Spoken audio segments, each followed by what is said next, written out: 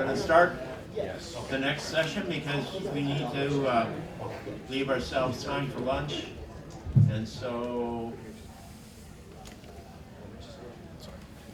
are we ready to go? Let me just pull everybody in.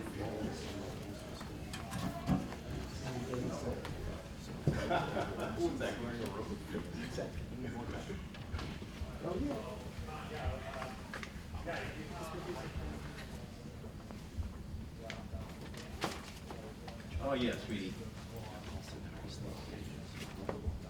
Great. Sorry to keep you all on this draconian schedule, but the good news is you'll leave at 3 o'clock and you have the rest of the day.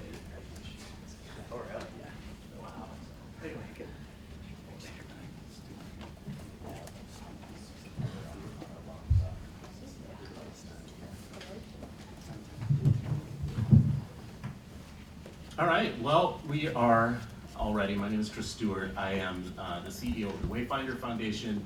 My job today actually is just to keep us on time and let really smart people say really smart things. I'd like to thank our host for the incredibly reasonable start time today for this program. Thank you very much, appreciate that. And just an aside, I was telling Darrell about the last panel. As a Vikings fan, if we could just figure a way to measure something other than touchdowns, I would feel like we were doing really well. We've got to change the criteria of what we measure for the Super Bowl. So we have two papers today. One, in no particular order, but David Sikkink is his paper that we will discuss. Talks about the impacts of school choice that go beyond test scores, which is what we've been talking all day about today. And the second paper, also by Brian Gill, does the same thing. One is more around the impacts on volunteerism, and the other is more around civic engagement. So with that, we will get started. We can start with David. Yeah.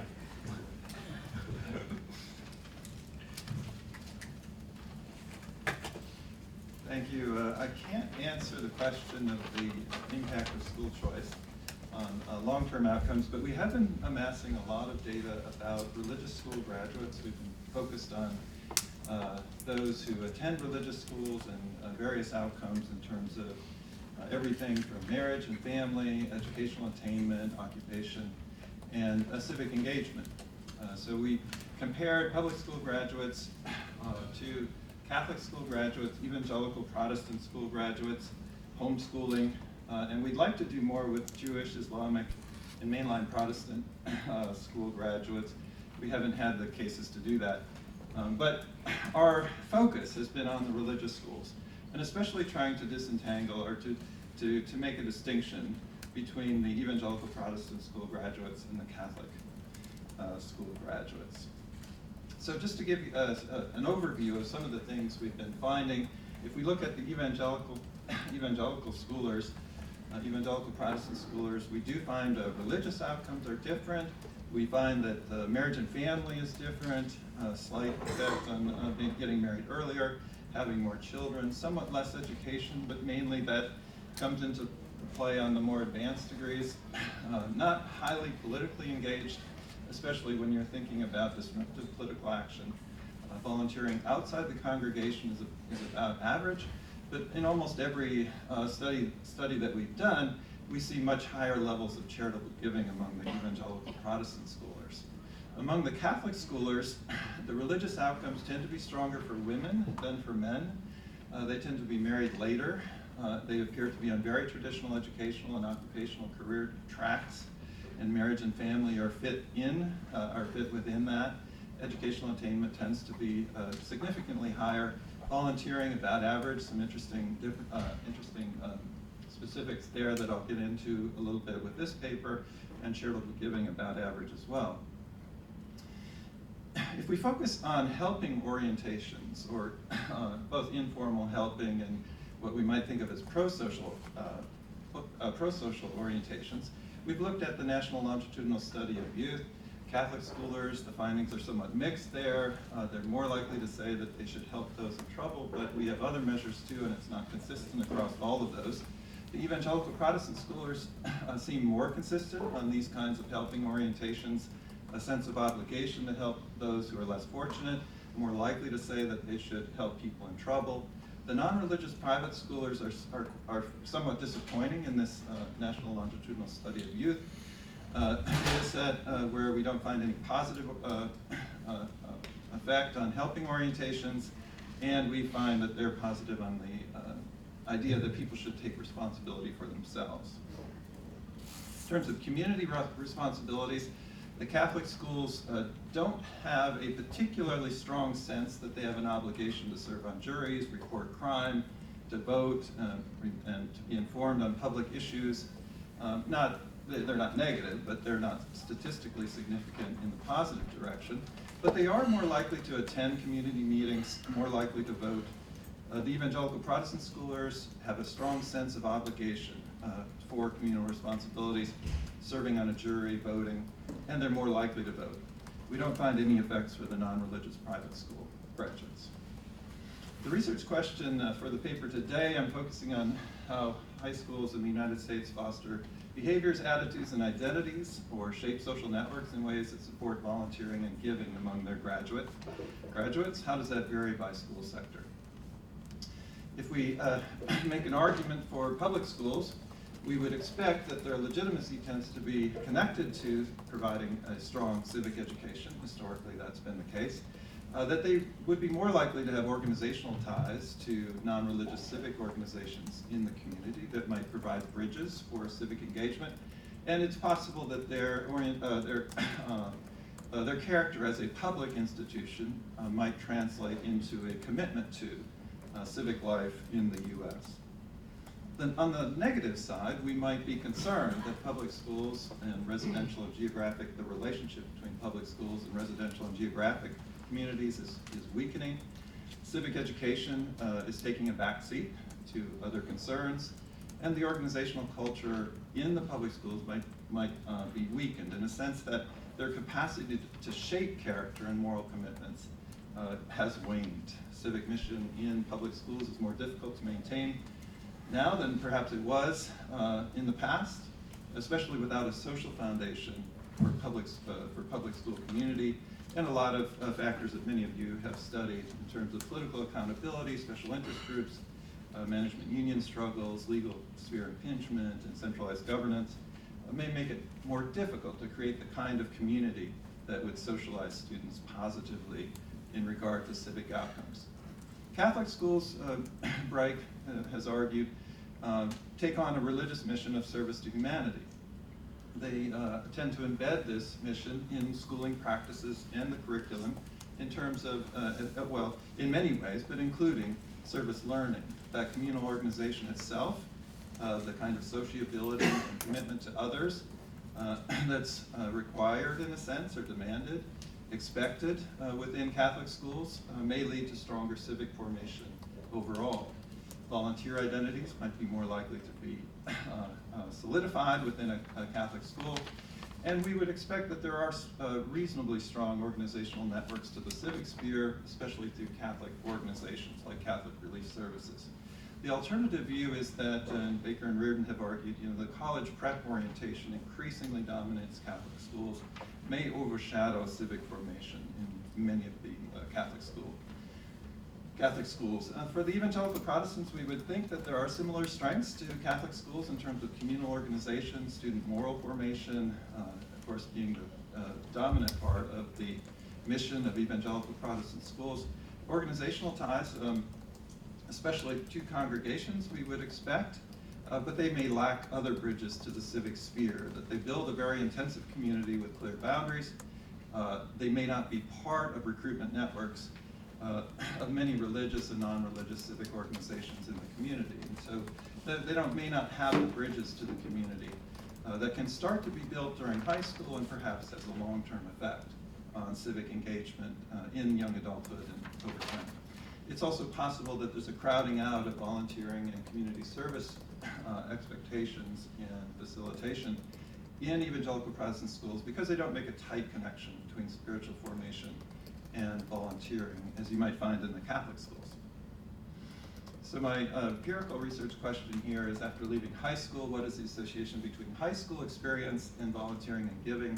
How does that vary by school sector? Albert and I have done a related paper using the ELS, Educational Longitudinal Survey 2002, and you can see some of our findings here. It vary a little bit across the two surveys, but for Catholic schools, we're finding that they are more strongly facilitating student volunteering when in school. High school volunteering tends to be weighted towards healthcare, community centers, and neighborhood associations. More likely to have students in service learning courses. From another study we've done, higher levels of volunteering tend to decline into young adulthood using the ELS 2002. The Protestant schools, we find that they're not primarily doing congregation-based volunteering during high school. Congregation-based volunteering does become the dominant form of volunteering for Protestant school graduates in young adulthood. The data for this particular study comes from the panel study of income dynamics done in 1968, has followed the families and their children every other year since then. Our analytical sample here includes a fairly wide degree of ages and about 4,000 to 6,000 cases. The measures that we're using, 1995, the PSID included some school sector information, especially for primary and secondary school. And a lot of measures have been added over the years. In 2011, questions about organized volunteering, and you can see one example of that there. That one focused on volunteering in or through your congregation. They have a follow-up categories of the different types of volunteering, and then we have giving questions in 2013. Dependent variables that I use here are whether or not respondents volunteered for any organization or cause, whether they volunteered at or through a religious congregation, a non-congregational organization, whether they donated money to any cause or charitable organization in 2012, and the amount of money donated to all charitable causes and organizations. Independent variables for the public, for the school sector, I'm using public, Catholic, non-Catholic, religious. Unfortunately, that you can't break it down any further in the public data sets, and non-religious private. We're fairly confident that the non-Catholic religious is primarily an evangelical Protestant effect because of the dominance of that sector in that group. We also have found that about 80% of the adults in our sample who attended those non-Catholic religious schools identify as evangelical Protestant.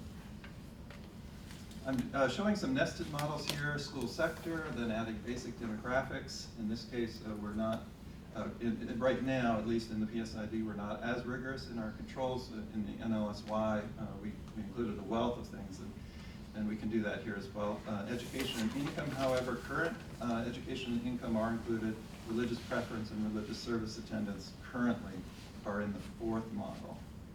If we look at whether graduates are involved in any organized volunteering, Catholics in the raw data show a higher level of likelihood of participating in volunteering.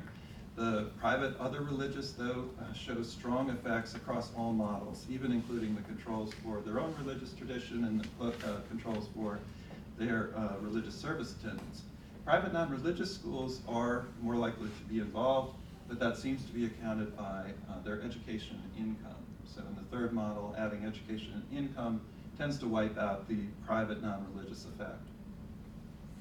If we look at that in terms of probabilities, you can see that the probability that public schoolers will attend, will be involved in some kind of volunteering, about 0.4, and the private other religious shows slightly higher probability of being involved in some kind of volunteering. Whether you're a church volunteer or not, the Catholic school graduates are not likely to be church volunteers. This seems to be accounted, again, by educational and income. The private other religious respondents are very likely to be a church volunteer, and that continues despite all, with all the controls. Private non-religious, we don't see any particular difference. And you can see the probabilities there of being involved in a religious organization. Out-of-church volunteering, now here the Catholic school effect is stronger, but is again counted by education and income. The private other religious findings are negative for involvement in church volunteering, out-of-church volunteering, and no private non-religious effects. Charitable donations, more likely among Catholic schoolers. So whether they do some kind of volunteering is more likely for the Catholic schoolers, and also for the private other religious schoolers as well. Private non-religious is accounted for by the demographic differences. The total charitable giving numbers are fairly striking. If you look at the Catholic school graduates, they're not giving a large amount. The private other religious are way above the public school graduates, and that's statistically significant across all the models. The private non-religious are not. You can see the amount of giving there. Whether they make any religious donation, the Catholic school graduates are more likely to do religious donations, but that's accounted for again by education and income. The non-Catholic religious are more likely to do a religious donation across all models. A non-church donation, the Catholic school graduates are very likely to have some kind of non-church donation. Private other religious are significant, but not after accounting for demographics. And the private non-religious are also positive on this, but that's accounted for by education and income. So to pull it together and try to give an overall assessment, the Catholic schooling graduates tend to be very active volunteers, but that seems to be mediated by higher educational attainment. They do have a higher propensity to make charitable donations, and another part of the paper we look at the types of things they give to, and I think this is fairly striking that the Catholic school graduates, first of all, they give to a lot of different kinds of organizations, and I think they focus on the kinds of organizations that we would expect Catholic school graduates to be concerned about, in part because of the social justice connection for many of these: poverty relief, healthcare, education, youth and family services. They're not only involved in religious organizations, but tend to be involved in non-religious as well. Effects are not always significantly different from public schoolers, though the direction is positive on giving and volunteering. For the non-Catholic religious schoolers, we see higher levels of giving and volunteering, very significantly higher, especially in and through religious organizations. They do volunteer through religious and non-religious organizations compared to public schoolers, including the arts and cultural organizations. And I have some evidence that it's not exclusive, or it's not entirely exclusive volunteering within congregations for the non-Catholic religious schoolers. For the non-religious private schoolers, we don't find that they're consistently higher on volunteering and giving.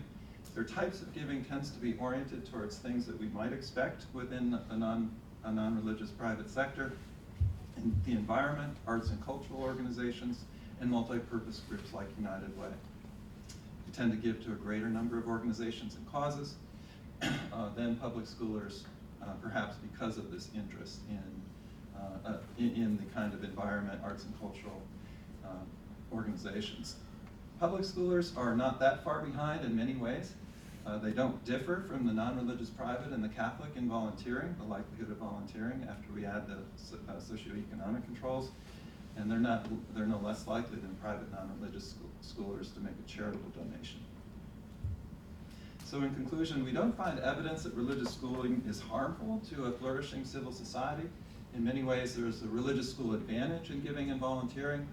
And we find some evidence that giving and volunteering follows the mission and practices of each type of school. For the Catholic schoolers, there seems to be an emphasis on the social justice mission and service to humanity. For the non-religious private, an orientation to what we might think of as sacred seculars of the environment and multi-purpose groups and arts and cultural organizations. Thank you.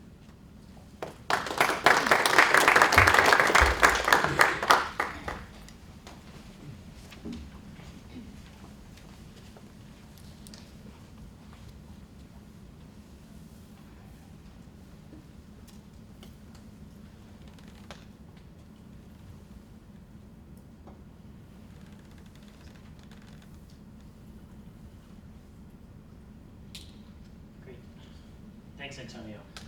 I'm Gill from Mathematica Policy Research, right down the street here. And I'm going to talk about the impact of a particular group of charter schools, democracy prep public schools, on civic participation.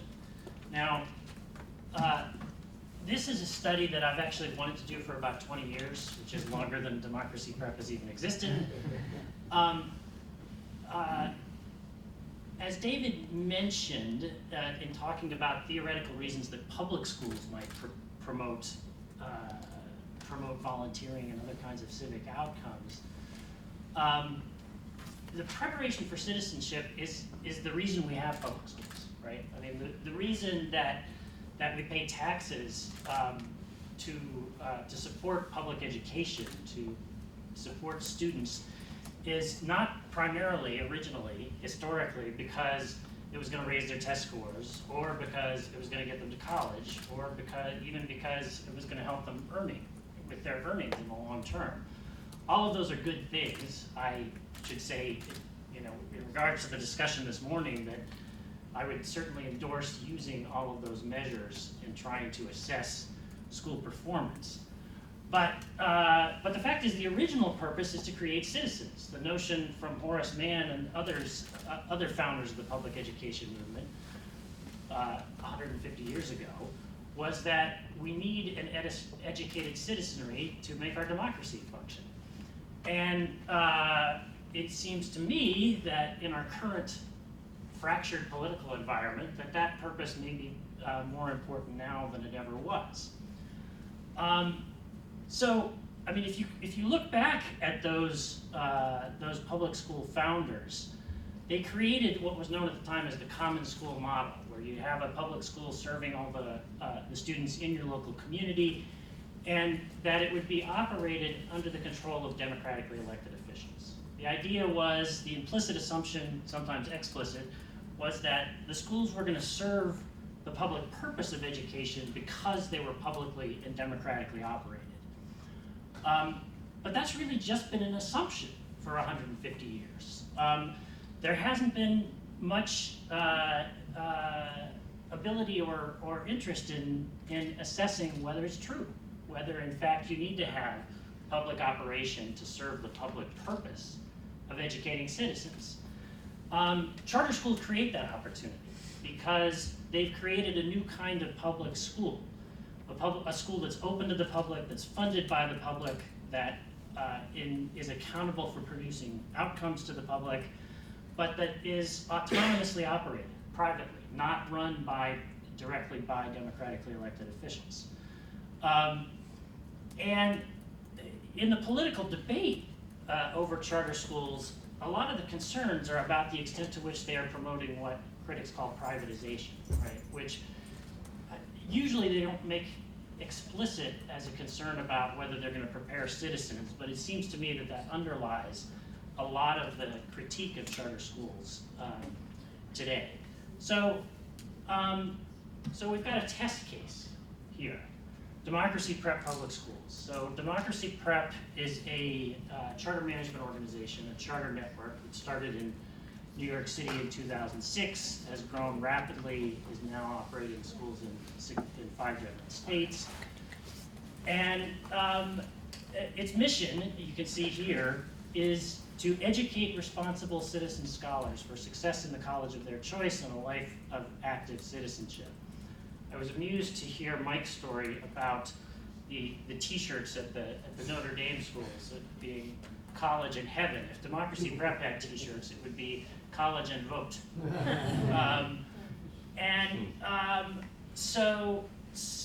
And I'm looking forward to Robert's comments here because he knows a whole lot more about what actually goes inside the black box at Democracy Prep, what they're actually doing to promote citizenship.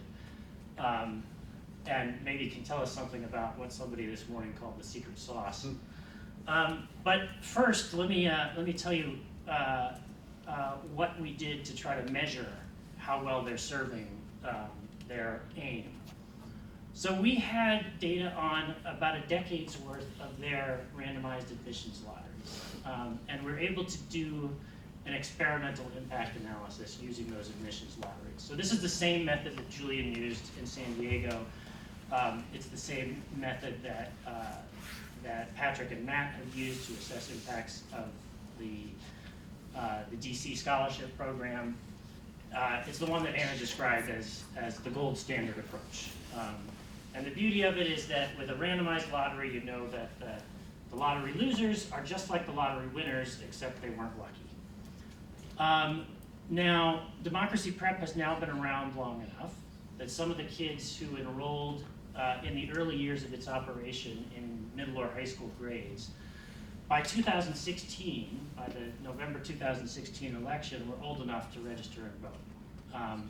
And we found about 1,000 applicants to those early lotteries that we could include in a randomized experimental study.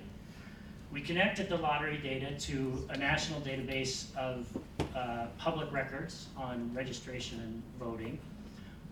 We also took a look to see if there was any evidence that the parents of the kids in Democracy Prep schools were registering and voting at higher rates as a result of their kids' enrollment. We had been told that Democracy Prep sometimes takes initiatives to try to get parents registered as well. So we took a look at that too. Here are the impacts of winning the lottery to go to Democracy Prep, as what Julian described as the intent to treat impacts. Students who got an offer of admission to Democracy Prep voted at higher rates in 2016. Their registration rates were also higher than those of the lottery losers. The registration impact was not statistically significant in conventional terms, but the size of the impacts was pretty similar. In both cases, we see about a 6 percentage point impact, a positive impact on registration and voting for the students who won the Democracy Prep admissions lotteries. I don't show you any bars here on the parents, but I can just tell you we found no evidence of an impact on the parents of the students, so only on the students themselves. So we also wanted to look at the impact of actually enrolling, which is going to be larger than the impact of winning the lottery because not everybody who wins the admissions lottery actually attends. In addition, there are some kids who didn't win the admissions lottery who managed to get in off wait lists. Using the standard adjustment, we suggest very large impacts, which frankly struck us as implausibly large. The error bars around those numbers are quite big, and it's likely that that is partly due to just random variation. But we also conducted some supplemental analyses to try to get a better sense of the probability that the true impact of Democracy Prep is positive for both voting and registration, and to get a better sense of what that true impact is likely to be. This is a Bayesian approach for those with statistical inclinations in the room. And essentially, the idea is to look at prior research literature on the relationship between education and voting, between education and voter registration, to see, well, what kinds of effects should we expect to observe here to give us to allow us to narrow down what the likely true impacts of Democracy Prep are. So first of all, we find a very high probability that the true impacts are positive. Our standard Bayesian approach finds a 98% chance that Democracy Prep has truly positive impacts on both registration and voting. We did a couple of sensitivity analyses that don't change the results meaningfully at all. And then here is what is our best bottom line estimate of the true size of Democracy Prep's impacts. These are big. So we see evidence that Democracy Prep produces a 16 percentage point increase in voter registration rates and a 12 percentage point increase in rates of actually voting. So it looks like they are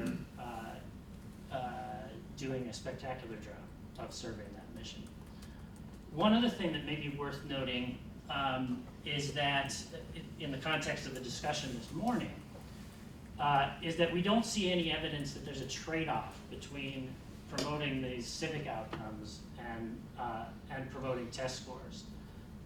One of my co-authors on the study is Sean Corcoran at NYU, and he's taken a look using the same method at test score impacts for democracy prep, and those are also large and positive. So at least on those dimensions, we don't see, and in this particular charter management organization, we don't see any evidence that there's a trade-off between getting better test scores and getting these better civic outcomes. So finally, what can we take away from this? Well, we certainly can't conclude that all charter schools are going to have positive impacts on voting and registration that are this large. After all, this is a charter organization that makes this their explicit focus. Nonetheless, it provides at least an existence proof that a privately, autonomously operated charter school can successfully serve that original purpose of public education. In my view, it also has implications beyond the school choice debate, which is that if we can understand something about what their secret sauce is, then presumably other schools ought to be able to learn from this, whether they're charter schools, conventional public schools, private schools. And it shows that it is possible for schools to make a big difference for civic participation. If their approach could be scaled up, it suggests that as a society and in policy, that if we paid more attention, perhaps, to this foundational purpose of public schools, we might actually be able to broadly increase civic participation all across the country. Thank you.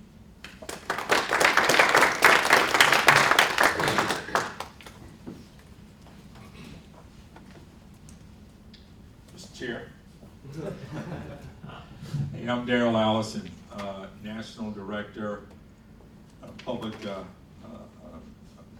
State Teams and Political Strategy. I'm bummed out a bit because I've been in that position barely 6 weeks. Formerly, long-term 13.5 years in North Carolina, leading the effort there. And yes, there's a rock star here in Harvard, but she's definitely a rock star there in North Carolina. We love her. So I just got a few comments, and then I thought I would spruce it up a bit here. David, leave me a question with you, and then come back to you, and I'll sit down just so you can have some discussion. But I do want to hit on a couple of points here. Previously, Mr. Chair, you give me a little latitude here. Very little. But yes, sir. It'll be less than 10 minutes, I promise you. Listening to the audience and to some of the presenters here, I am a practitioner, as John Kirtley said, and it really is, parent choice. And there's really power to that. I know Bill hit on that here. And I always say that the focal point is that parent, and the byproduct is the child. And if you can really feel where she or he is, and really connect and work with that parent in a way that they're understanding what they need to do, Madam Teacher, and the teacher also has a better sense of what that parent needs. I tell you, there is no magic sauce, or if you will, it is parent, teacher, student, and I heard some things here on integration. No one wants segregation for segregation's sake, and a very sensitive topic, but it's nuance. It really is a different dynamic there in the communities, a different dynamic there in the streets. Case in point, there's a charter school in Raleigh, fair to middle, I think, pretty good, C-ish. And I talked to a parent, single mom, has 2 boys. And she was adamant she was adamant, just as adamant to be in that school than a charter school, say, there in Raleigh. And I asked her, I said, hey, why this charter school? She said, Darrell, I think the school is doing well, academically. But what moves me is the fact that this charter school, and this is African-American parent, African-American boys, she said, this charter school, 50% of the teachers are African-American male. And so when we talk about, results here and attrition, things of that nature, could it be that what that child needs is a decent atmosphere for learning, but other things, social, inspiration. She's a single mom that gets them up the pipeline. And so it's a very challenging work. I know for your researchers, right? Stick with the metrics and things of that nature. I liked the last panel because it's a different dynamic there in the ground. And you just want to really think about it to really strike the right balance. So, we all can be open-minded a bit. David, I love your research here on the effects of private and public school on adult life.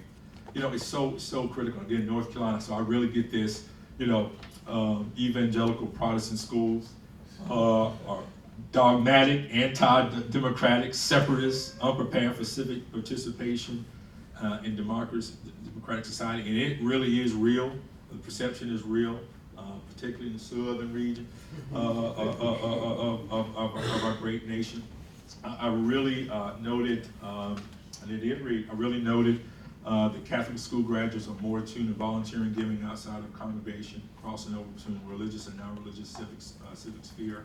I really made note of evangelical Protestants. I'll tell you more about that. Are more likely to volunteer than public school graduates. Evangelical Protestant schooling on total amount of charitable donations is significant. What really got me, a country boy, evangelical Protestant graduates are more likely to participate in the arts and cultural organizations than public school. That floored me here. That should be on a billboard. I'm telling you. But I'm drilling down here on the evangelical Protestant on this point. And again, I make note too, David, that the limitation of this study pointed to get better measurement of evangelical Protestant school attendance. Desperately want to see that materialize, more information. And here's why. In response to Brown Board of Education, 1954, a decision was made in North Carolina, a Pearsall plan, attempting to kind of moderate, the integration. There in 56, they struck that accord. Unlike Alabama, where you're going to actively protest, North Carolina took a different approach to kind of moderate it a bit. And unfortunately, right, when we talk about school choice, public charter or private, all you gotta do is close your eyes and you hear the same criticisms for both, whether you like that or not, it's true. But the unfortunate reality in so many southern states, right, the southern region, during the time of this slow progress of integration, you saw a proliferation of private schools, not just any private schools, but evangelical Protestant schools. That was 62 years ago. And so what really, and the reason why I'm saying, man, I would really love to resources, whatever you need to really dig in deeper here with the evangelical Protestant. Let me tell you why. In North Carolina, 682 private schools, 500 of them are religious, only 45 Catholic, right? So the vast majority are those evangelical Protestant schools. So you see that stigma around it. This kind of information, David, if we can get deeper here, can really, I believe, be a game changer here and really opening up and rebutting some of the often long 6+ year myths out there around this work here, not just in North Carolina, but when you look at the growth of private choice and expansion of private, you really do see it in these states that it's the last 15, 20 years. And so I'm really interested to see what you're doing with that moving forward, and love to see that. So my question is, what is it that you need when you say limitation of the study pointed to get a better measurement of evangelical prodigal school attendance? What is it that you need in order to really maybe go deeper there in light of what I'm sharing with you? I don't put you on the spot here, but just curious. Yeah. Oh, you want me to answer that? Yeah.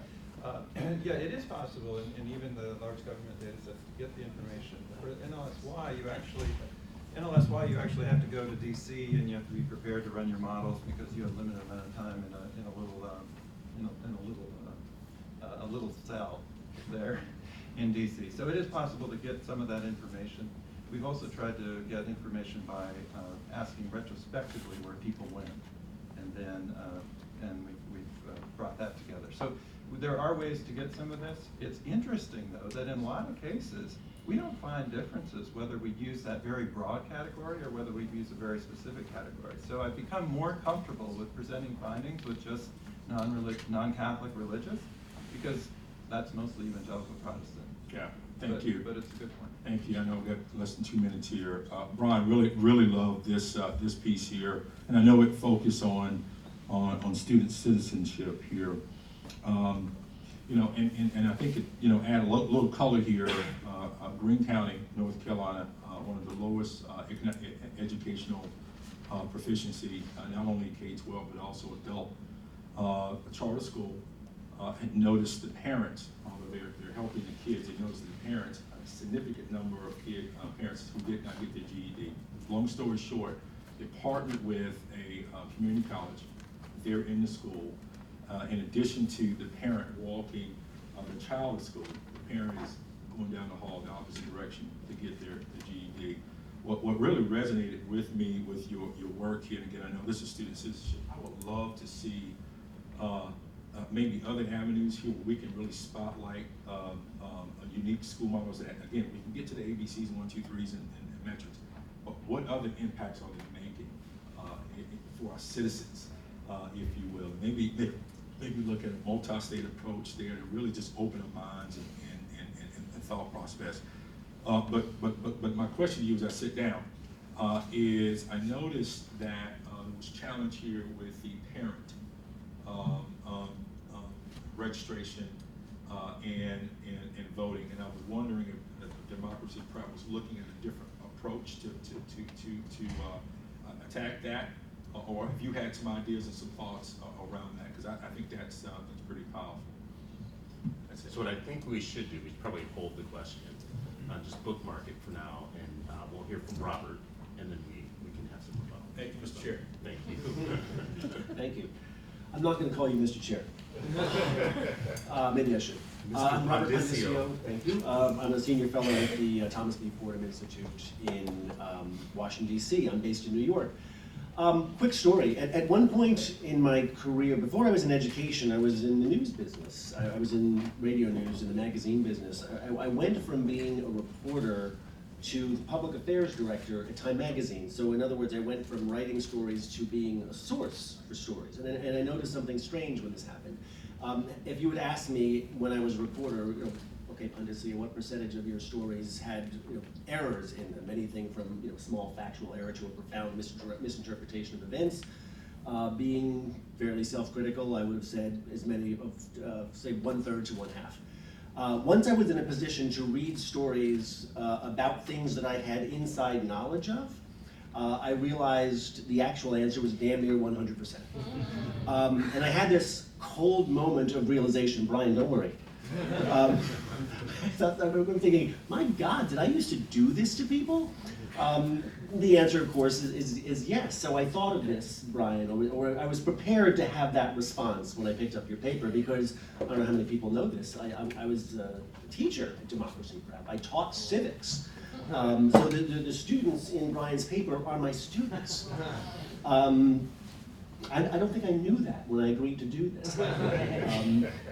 But again, fear not, I did not have that response to this paper. That says something about the quality of academic research versus journalism. I'll leave it to you to decide what it is. But look, as long as it stays in the room, I don't know if we're tweeting here or not, but please don't tweet if tweet what I'm about to say if you are. You can tweet anything I say. Don't tweet this, because I'm Our friends of report democracy. went public 2 hours ago. Okay, good, because I want to write about it. I don't think that at Democracy Prep, and again, I'm saying this as somebody who taught civics, I don't think we did a better than ordinary job at teaching civics. But I think what Democracy Prep did and does better is to valorize it. I was hired at DP by a guy named Seth Andrew, who some of you may know. He was the founder. He hired me initially to start a spin-off of the organization exporting our civic education curriculum to K-12 education at large. There really wasn't a curriculum per se, at least not one that would lend itself to packaging up and exporting. It was and is really more of a value. It's stamped on Democracy Prep's genetic code. It is the brand, so to speak. The name of the school is Democracy Prep. I mean, you choose to go to a school named Democracy Prep with a certain set of expectations. So the secret sauce was not necessarily the curriculum. It certainly wasn't my role as a high school teacher. I think it was the school culture, and I'll say more about that later, because this has become my kind of fascination in this work, is school culture and climate. So I was struck, well, actually I shouldn't lie, I really wasn't struck by your implausibly large finding. I guess more precisely, I would have found it surprising if it wasn't there. As Brian's paper notes, Democracy Prep students participate in annual Get Out the Vote campaigns. If you were on the streets of Harlem in October of any given year, especially an election, even-numbered year, you'll see children as young as kindergarten in yellow shirts that say, "I can't vote, but you can." They're doing voter registration drives. So by the time they get to high school, I was teaching a 12th grade senior seminar in civics and citizenship. Another class is their so-called capstone Change the World project, where they spend a year on an issue that is of personal resonance to them. They design interventions, it could be a protest, it could be a video, and any number of things. And then in my paper, in my class, we spent time on, it was basically almost like a freshman constitutional law class, where using my journalism background, we would look for issues in the news that have constitutional resonance. So one year it might have been free speech codes, stop and frisk policing. When Antonin Scalia died, we did a unit on originalism, etc. My purpose was to show them that all these things were still very much alive in their lives. So bottom line is, it's completely unsurprising to me that DPPS students would register or vote at a higher rate. The more interesting thing to me are the questions that you both surface in your paper, which is the contrast of schools of choice, be they charter, private, religious, compared to traditional public schools. Because the effectiveness of public schools in developing engaged citizens, as I think you say, if I'm quoting you correctly, has rarely been examined empirically. And Brian is right. I mean, I like to joke that Horace Mann went to his grave not ever having once uttered the phrase college and career readiness. It just didn't come up. But there's an assumption that Brian surfaced about how we assume, I'm sorry, maybe this was in David's paper, forgive me, that the publicness of public education implies a certain set of outcomes that has gone unexamined. Well, not entirely unexamined, because I actually examined it, and I'm not a researcher, I'm a glorified journalist, so make of this what you will. But 3 years ago, 2.5 years ago, for Constitution Day, I just did this small little study. I pulled the mission and vision statements of the 100 largest school districts in this country, educating more than half of our children, to look for the language. To what degree do our public schools valorize, as we did at Democracy Prep, this citizen-making role? And the data was kind of astonishing. So forgive me, I'll read some numbers that I came up with. The word college comes up in 37 of the mission statements, career 46 times. This easily outnumbers the word civic, which appears only 8 in the 100 largest statements. The word citizen appears 28 times, but sometimes that's global citizen, for example. I did a word cloud, just put all the words into a blender and hit frappe. The most commonly occurring words in the mission statements are not surprisingly student, 433 times, school, 250, learn, 175. The fourth most used word was community, which could be viewed as a proxy for citizenship, but that term most frequently occurred in these kind of homiletic phrases like community of learners, or it refers to what the community can do for students as opposed to what students are expected to do for their community. Some terms were conspicuous in their absence. The word patriotic and patriotism do not appear at all in any of the 100 mission statements that I looked at. Only 2 districts, it was Wichita Public Schools and Utah's Alpine School District, included the word democracy. There were 8 that mentioned the word democratic. In Maryland, Anne Arundel County is the only district that specifically mentions U.S. citizenship in its mission or vision statement. Perhaps the most surprising finding of all was that the words America and American appear in 0 of the 100 largest school districts' mission statements. The word global, make of this what you will, appears in 28 by comparison, usually in phrases like global society, global economy, or global citizens. I don't want to make too much of this, let's be clear. I mean, as a teacher, I could not have told you what the New York City mission or vision statement was. I don't consult it to plan lessons. I didn't when I was a DOE teacher. But look, it is interesting, is it not, when the men and women who are in charge of our 100 largest school systems sit down in a room like this and say, okay, what do we do here? What's our job? This function just does not come up, right? So it's, make of that what you will when the argument is posed, and the article from the Atlantic, Eric Christakis was writing about this as recently as last October, about this citizen-making function, we assume it is true. There are very good reasons to assume it is not. At least it does not seem to be very much top of mind. By contrast, having worked at Democracy Prep, I can testify that it's very much on the mind of the folks who work there. Seth Andrew like to come up to all of us and challenge us on the spot to recite the mission statement, which is to educate responsible citizen scholars for success in the college of their choice and a life of active citizenship. And when you correctly memorize that, you've got a yellow hat that you got to wear. That's how you earned your yellow hat. So the idea that traditional public schools are indispensable vehicles for cultivating civic virtue, and that religious and private schools are not, has real resilience. And I think, as we have been discussing, it's an assumption that we really should question. Which brings me more to David's paper. Those of us who worry about the civic mission of schools spend a lot of time worrying about how to promote student civic engagement. But the more time I spend thinking about this, the more I wonder if we're not getting that exactly backwards. I would suggest that schools are not where students go to learn to be civically engaged. It's where they go to experience the civic engagement of others. I'm very fond of saying that the first relationship that a student has with a civic institution in our country is with his or her school. And as that one goes, so goes many of these others. I'm sure no child thinks of it that way, that I'm here to experience the civic engagement of the adults in my life who are not my parents and my family members. But there's no doubt in my mind that children, especially low-income kids of color whose relationship with schools historically has been suboptimal, to put it charitably, they pick up signals, right, about their place in the world through the way they are treated in schools, how they are regarded by figures of authority, how much or how little is expected of them. My hypothesis, I guess I would say, and this is since I'm not a researcher, this would be my challenge to the research community. My hypothesis is that relationship probably predicts not just voting, volunteerism, donations, but the entire range of civic engagement, however you choose to define it. So in short, I'm just very excited by this line of inquiry. I share your enthusiasm, Brian, for this, because I'm increasingly convinced that the secret sauce, to use that phrase, if it exists, is school culture and climate. In other words, the fact that at Democracy Prep, our curriculum may not have been the driver, it may have been what we valorize, that's my theory.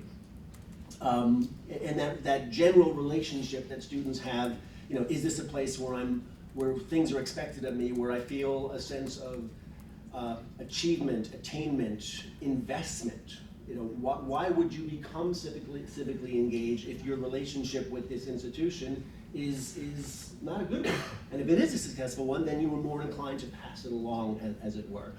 So the challenge, I think, for the research community is to take all, you know, it's kind of like Potter Stewart's definition of pornography, right? I know it when I see it, but I can't, but I can't define it. So the challenge for researchers is to do precisely that. How do we identify, quantify, and measure effective school culture? How do we measure that investment, that attachment to civil society? And I hope we get a lot more of that in the years ahead. And thank you both for your work. So, as a former McDonald's employee, you really don't want to know what the secret sauce is. I want to be clear about that. You too. So we have one question that we bookmarked from Darrell for Brian. We should run through that really quickly, and then we'll have questions from the audience. Real questions, short, question mark at the end, not statements or resumes. So Darrell asked if Democracy Prep is going to do anything different to get parents more civically engaged, given our finding that they didn't have an impact on parents. I should say I was surprised that they didn't have an impact on parents. I mean, you might argue, well, you know, the parents aren't actually in the schools, but on the other hand, at least for registration, it should be pretty easy to get them registered, right? I mean, they're all already 18, first of all. You don't have to wait quite a few years to do it. And we had heard that Democracy Prep has occasionally done things like just including a voter registration form in the packet of admissions materials, which, you know, sort of classic behavioral nudge that you might expect would have an impact, but apparently didn't. I know they're interested in thinking about this more. There has been a suggestion that they're just going to require Robert to teach all of the parents. But the fact is, you know, they've just heard these results themselves very recently, so I think it's going to be on their agenda for the future, and I'm not sure what they. What states are these schools in? So they are now, the study was entirely New York, where the school started, but they are now in Nevada, in DC, in New Jersey, and Louisiana. So I can say this. American Federation C4, we're 527, and so those are some key states for parental school choice, and just I want to give you my card. Let's talk about that. Patrick had a question, and we'll go to you and you. Yeah, this is kind of following on Brian's joke. Is I mean, to what extent are you sure this isn't a raw Pondiscio effect? And if so, then to go to scale, you'd have to clone him, and wouldn't that be unethical?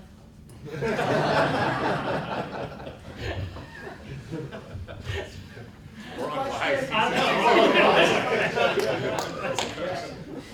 I'd like Marty West to answer that question. I mean, I suppose there's a way to think of this as there is a real question that's related to one of the points that was made this morning about the challenges of studying long-term impacts, which is that implicitly we're studying the effect of Democracy Prep for the most part as it existed several years ago. And so we can't say for sure whether the schools in Nevada and DC and Louisiana and New Jersey are going to have the same impact. You know, I'll look forward to opportunities to study those as well. Marty? No. Brian, for the voter registration information that you have, did you have it broken down by political party, or is it just whether they register or not? We did not ask that question, and that was in part just an oversight. I didn't have a hypothesis about how this would affect political participation, and you're dealing with a population of families that are, low-income minority New Yorkers who are likely to be, the baseline is likely to be overwhelmingly with one party. Frankly, in retrospect, I'm quite content that I don't know the answer to that question. Is that the Libertarian Party? So Brian mentioned something about trade-offs earlier, so I guess this question for Robert. So what you seem to be suggesting is that it's this kind of cohesive thing that crosses schools. It's not necessarily the fact that you had a civics course, but that perhaps math teachers and English teachers are actually doing something as well. So is that true? To what extent is that true? It's a hypothesis, I guess I would say, because in full disclosure, I just spent the last school year embedded in a Success Academy charter school in New York City to write a book about their curriculum instruction, and I ended up writing about culture. So I've become kind of fascinated by it. And from this, and again, it does not behoove me to downplay the significance of the civic curriculum at Democracy Prep, because I'm hoping to go back and teach it again in September. But I'm fascinated by this idea that a coherent, cohesive, forgive me, I've coined a phrase for this, but I had to find a better phrase than this. I'm calling it the GAS factor. GAS being an acronym, GAS, which stands for give a shit. In other words, what is the signal that a kid gets that there are adults in my community who are invested in me, who think highly enough of me to hold me to high expectations, who tell me I'm going to college, I'm doing this, that, or the other thing? You can view that in a non-religious way as kind of, you're being brought into the fold, as a citizen, as an American. So my theory is that pays real dividends. So I would expect to see these kinds of effects. I mean, the short-term effect of Democracy Prep kids voting in 2016 does not surprise me at all, as I suggested, because they're getting this drilled into their heads. I mean, I think we even require voter registration as a graduation requirement, at least at the charter high school. We certainly, that was an expectation. It's the follow-through that's going to interest me. Are they going to vote in 2020, in 2024? I would not be surprised if you see these kind of effect sizes for civic engagement across schools of choice broadly, when those schools of choice have this GAS factor that please somebody give me a better name. There's another finding that's relevant to that, and also comes back to Patrick's question too, which is that on average, the students who enrolled in Democracy Prep remain enrolled for 4 years, and most of the kids in our sample, at least a lot of the kids in our sample, started in 6th grade, which means we're seeing these impacts even though a lot of them didn't stay with Democracy Prep through graduation. So I'm sort of encouraged by the top line result, but I wanted to sort of think through the interpretation a little bit. Especially, so my background's in international education, so one of the big findings we have in school choice and international education is that providing school choice leads to greater civic participation. But the channel through which this works is actually they're just better educated. And rather than Democracy Prep doing all these things like valorizing civic participation, you also show that they do better, right, in traditional academic subjects. And the other thing that gives me pause is the fact that parents aren't doing it. And you have a registration or when they sign up. So how can we sort of tease out the fact that it might just be that these students are better educated and more educated citizens are more likely to vote versus anything that Democracy Prep might be doing? Well, first of all, Democracy Prep is educating. I mean, they're teaching them reading and math too. So one answer to that is just, even if it's driven by the better education, that's still an impact of Democracy Prep. But a different policy response, right? It's not teach more civics in schools. Yes, that's right. Make schools But the second answer I would have is that these impacts on the civic outcomes are enormous, and I don't have the comparison to the effect size, but I'm pretty sure they're dramatically larger than most impacts you see on test scores in the school choice literature, even in the best charter schools. Those 16 percentage points on registration and 12 percentage points on voting, this is from a baseline where the percentage of 18-year-olds generally who register and vote is quite low, and it's a very large impact that I don't think you could predict through test scores. Can I just add on quickly? I just want to make sure, to invoke a journalistic idea, that we're not bearing the lead here. I mean, the lead here is that schools of choice do not have a deleterious effect on civic engagement. That argument is null and void. What you're saying is that's fake news. I have a question that sort of builds on this. So how, given what Robert said about the mission statements of 100 biggest districts and the sort of discrete action toward which democracy prep steers people, which is like civic participation is to vote. Like, is that an effect? Like does that have an is the much clearer definition of what participation is, in this case voting, also an effect, and a willingness to sort of make participation discrete, versus lots of other districts that seem to have no, there's nothing corporeal about what the action of being a citizen is supposed to be based on what the top line missions of the districts are. Like, thoughts on that? So I think I'd have to defer to Robert on that, but my initial sense is that the democracy prep notion of participation is not limited to registration and That's voting. correct. That's the beginning of it, but not the end of it. Yeah, there are 10 so-called civic skills that are graduation requirements, everything from fundraising to canvassing to delivering, writing public testimony. It'd be interesting to see if, to what degree there's an effect size on those. Those are lifelong habits. That's the next study. There you go. Any funders in the room? We'll do a follow-up. And unfortunately, that has to be our last question. We are at time.